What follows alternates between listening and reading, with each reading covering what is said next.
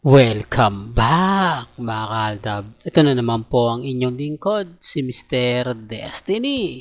At magbibigay po tayo ng pinakamainit na update po ngayon sa social media mga kaaldab. Nakakatawa lang po dahil may mga bagay-bagay po na kumakalat ngayon sa Instagram, sa Twitter, sa Facebook na talaga naman pong pinupush talaga ng mga main fanatics at Armain si Main Paul Carson dahil nga po anniversary nga po daw o 1 month anniversary nila ay kung ano-ano naman po talaga yung pinagagawa. Masakit pong tanggapin ang katotohanan na itsyapwera na po talaga si ang Armain at Main Fanatics kay Menga. Hindi na po siya hindi na talaga siya nagbibigay ng update kahit sa kanyang social media account, kahit sa Instagram, sa Twitter, sa Facebook, wala po.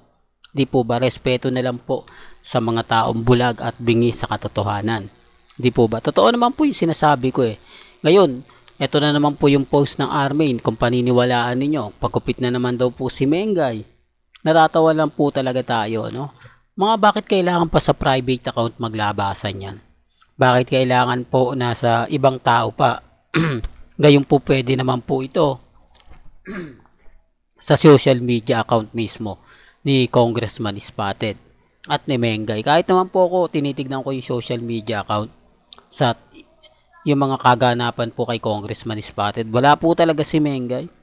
Di po ba? Sabi nga ng taga District 1, hindi nga po daw nasusulyapan si Main Paul Carson. Pero tignan din natin mga kaaldab. Alam nyo naman po, pagdating sa mga bagay na ganyan, kailangan lagi tayong updated, di po ba? Yan ang kagandahan nyo po mga kaaldab sa channel ni Mr. Destiny. Lahat ng mga napapanood ninyo, nababasa sa Instagram, sa Twitter, sa Facebook, punta lang po kayo dito.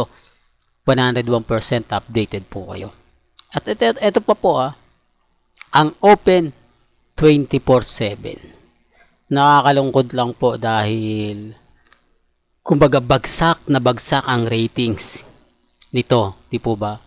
Simula nga po na hindi na niya kunin si Mengay, pinalitan na ni Maha, ito na po yung nangyari. Katulad nga ng sinasabi natin, magpapakasal si Maha, ngayon nasa bakasyon, hindi pa sigurado kung kailan ang balik, di po ba? May mga bagay-bagay po na hindi na nga rin sila tinutulungan ng GMA, hindi na nga po pinopromote itong Open 27, pansin niyo po. Naghihintay lang to ng ng chuchugi. Bali-balita nga po, lilipat to sa TV5. Yan po base lang sa mga nakakalap nating impormasyon. Base lang po sa mga nakukuha po natin. Dahil wala naman po sa tingin niyo po ba na pinopromote po ng GMA Kapuso? Simula po nagsampa ng kaso ang EA, ang TVJ sa GMA Network, parang hindi na ata maganda. Parang kumbaga hinahayaan na lang kung susubaybayan ba o hindi. Hindi po, parang wala talagang tulong na nakukuha po mismo sa GMA Kapuso. Well, may kanya-kanya tayong opinion mga kaalda ba?